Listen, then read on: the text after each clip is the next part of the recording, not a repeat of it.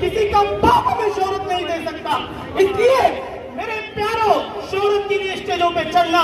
اور یہ علماء اکرام نیچے بیٹھے علماء اکرام نیچے بیٹھے دوسرے آگے کرسیوں پہ بیٹھے جن کے نام ہے وہ اسٹیج کے اوپر آ کے بیٹھ گئے. کیا یہ ہمارا دھرم سکھاتا ہے؟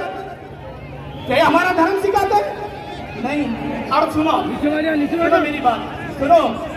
جذبات میں مت آؤ, جذبات میں مت آؤ. ہوش سے کام لو, ہوش سے کام لو, ہوش سے کام لو نوجوانوں, ہوش سے کام لو مسلمانوں. سنو میں کیا کہہ رہا ہوں. ہم اس ہندوستان کے اندر بائی چوائس آئے ہیں, بائی برتھ نہیں آئے. اس ہندوستان کے اندر, اس ہندوستان کو ہم نے چوائس دیا ہے.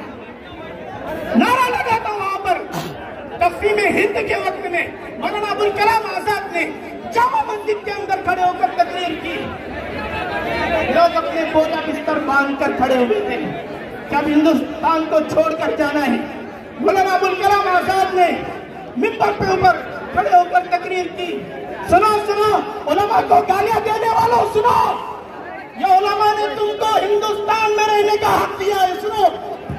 سنو مولانا ابوالکلام آزاد رحمت اللہ علیہ جامع مسجد دلی کے ممبر پر چڑھے اور وہاں سے مولانا ابوالکلام آزاد نے جو تقریر کی میں اس کے جملے کہتا ہوں. سنو میرے نوجوانوں, او مولانا ابوالکلام آزاد کی جیادوں سنو کیا کہا تھا مولانا ابوالکلام آزاد نے کہ مسلمانوں تم اس ہندوستان کو چھوڑ کر جا رہے ہو جس ہندوستان میں تمہارے پرکھوں نے تاج محل دیا ہے, جس ہندوستان کے اندر جامع مسجد دی ہے, جس ہندوستان کے اندر ہزاروں مسجدیں دی.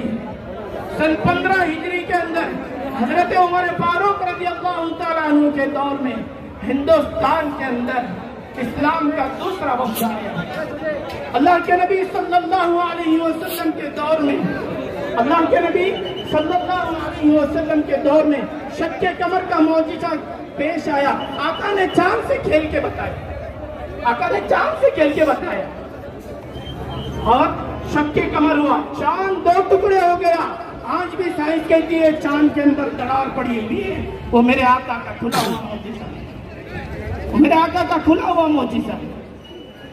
تو وہ جو بادشاہ تھا اس وقت کا, تو اس بادشاہ نے جب دیکھا کہ چاند 2 ٹکڑے ہوا اس نے اس کی تحقیق کی.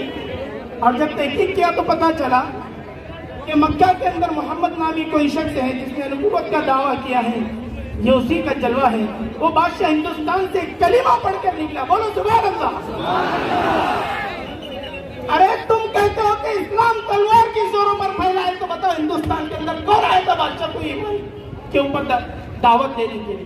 ابھی اس نے چاند کو دیکھا, اسے پتا چلا کہ بھئی ارے بولو کہ محمد نامی کوئی شخص ہے, تو ہمارے محمد تو وہ ہے, ہمارے محمد تو وہ ہیں کہ جن کو معجزوں کو دیکھ کر, جن کے معجزوں کو دیکھ کر کفار ایمان میں داخل ہو جاتے تھے. اور آج یہ جن کو پیشاب کے طریقے نہیں معلوم, یہ کھڑے ہو کر پیشاب کرنے والے ہجڑے, یہ آج نبی کی شان. تالیاں مت بجاؤ, تالیاں ٹرینوں میں بجتے ہیں, مسلمان تالیاں نہیں بجاتے. تالیاں ٹرینوں میں بجتے ہیں, مسلمان تالیاں نہیں بجاتے. میں کہہ رہا ہوں جذبات میں آنے کی ضرورت نہیں ہے, جذبات میں آنے کی ضرورت نہیں ہے. ہم نے ہندوستان کو خون سے سینچا ہے, پانی سے نہیں. اگر اس ہندوستان کی مٹی کے اندر اکھاڑوں گے تو ہمارے پرکھوں کی مٹیاں نکلیں. عزیز دوستوں ہمیں کرنا کیا ہے؟ 2 کام ہمیں کرنا ہے. بولو کتنے؟ 2 کام ہمیں کرنا ہے. ایک پہلا کام اللہ سے ہمارا تعلق مضبوط کرنا ہے. بولو کریں گے انشاءاللہ. کیا کریں گے؟ بال نیچے اوپر کاٹیں گے؟ نہیں نوجوانوں, یہ تمہارا طریقہ نہیں ہے.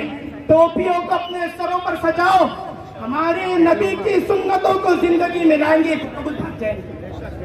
20 کروڑ سے اوپر ہے ہم, 20 کروڑ سے اوپر. یہاں اتنے بیٹھے ہوئے, بتاؤ کتنے نبی کی طریقے کو اپنائیں گے؟ اور دوسری چیز میں آپ کے جذبات کو پہنچانے کے لیے نہیں کھڑا ہوا. ہم اپنے ہیں, اپنا درد اپنوں کے سامنے بیان کرتے ہیں. تو اس لیے عزیزوں سنو, پہلا کام ہمیں اللہ کو راضی کرنا ہے، اللہ کی محبت کو دلوں میں بسانا ہے۔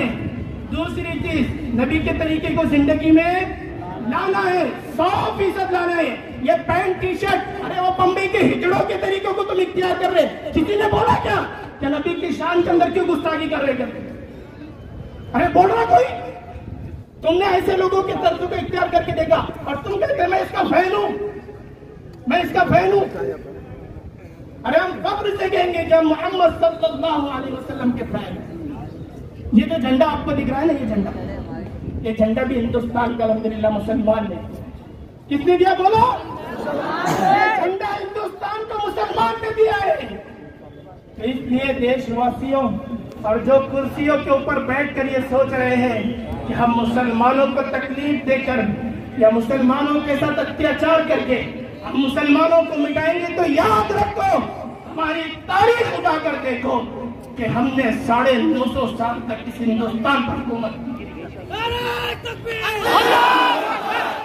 950 سال تک اس ہندوستان پر حکومت کی، اور پہلے ہم نے چوروں کو بھگایا تھا، اب اگر یہ چور ہمیں ستائیں گے تو ہم یہ چوروں کو بھی بھگانے کی کوشش کریں گے۔